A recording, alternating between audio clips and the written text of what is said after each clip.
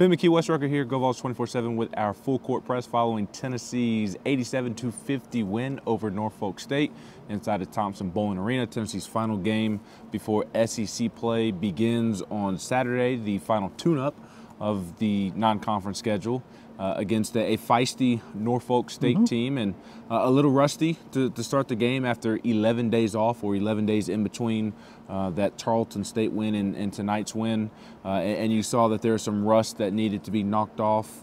Aside from Santi and Josiah, there were some shots that were made early on, but in terms of a total team effort and performance, it took them a while to get going.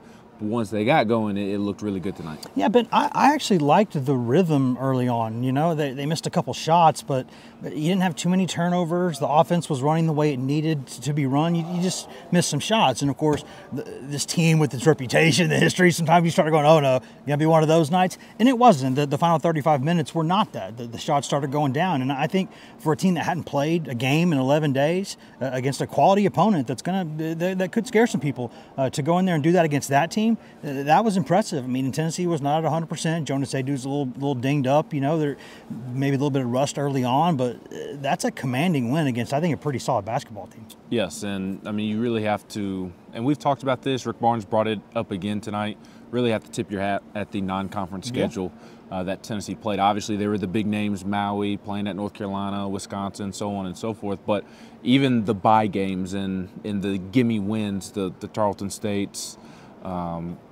tonight with Norfolk State. There's some others that I'm blanking on earlier in the schedule that were really good teams relative to their conference, and they could end up in the NCAA tournament if they were able to win their conference, and they're certainly capable of it. So kudos to Tennessee for its non-conference schedule that it played.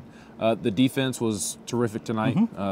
Anytime you hold a team to one assist, that's pretty incredible. I don't know that I thought I was ever going to see that. Yeah, they were really up in Norfolk State's business. Like, there were a couple, and it created offense too. I mean, there were several possessions where Zakai Ziegler by himself just wrecked what they were trying to do. I mean, he got up into the business at midcourt, backcourt, and Vescovy. There's so many great defenders on this team, but the way that Ziegler presses the ball, it just changes things. He's just not a fun guy to play against. He's so fast, he's so aggressive, so quick, plays so low to the floor. And that's not a joke on his height. I'm saying he plays low to the floor. Like, these guys can't get down irritating. there. Yeah, and he is a nuisance to play against. I said earlier, I think a bucket full of suck. That's probably what it's got to be when you're trying to play that guy, because he just doesn't make anything fun for you. And I think he got under Norfolk's skin a little bit at times, and I think he got them a little rattled, and I think that's when the game started to kind of get silly.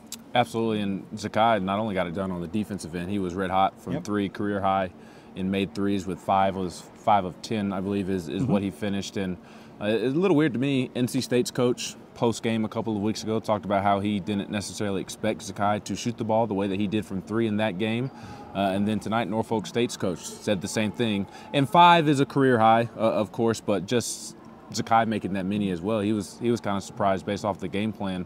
I'm surprised myself that these coaches continue to say that, because Zakai Ziegler's not Steph Curry, but he has a nice shot from the perimeter. If he wanted to score 16, 17, 18 points a game, he absolutely would do that, and he could do that, and nobody here would complain if he did that.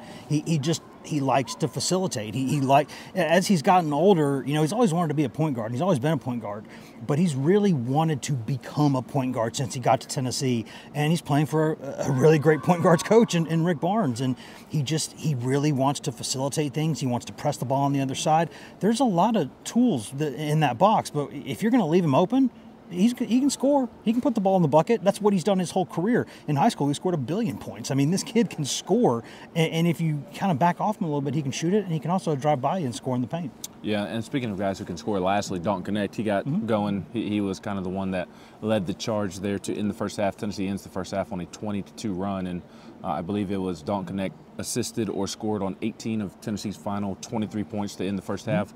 Good to see him get going entering conference play on Saturday. Yeah, and I like that he continues to stay aggressive, right? We saw him a little bit at times the past couple of weeks. You know, he hadn't felt great, and we've all seen that. He hadn't quite been himself, but you're not going to score, 40 points a night, but he's a volume shooter. He just is, and he's a guy who you want to be a volume shooter.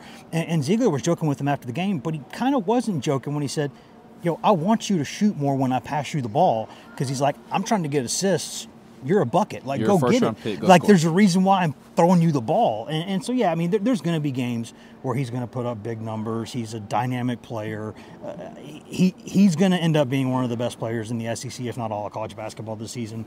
Nothing to worry about there, but it's nice to see him get going again. Absolutely. Big one on Saturday night. Ole Miss undefeated. Best start in school history. Bad schedule, but undefeated. But also a win over Memphis on that schedule. So, true. yeah, we'll see what Ole Miss is made of. Best start in school history. Chris Beard seems to have that thing rolling, and we'll have plenty of coverage all week.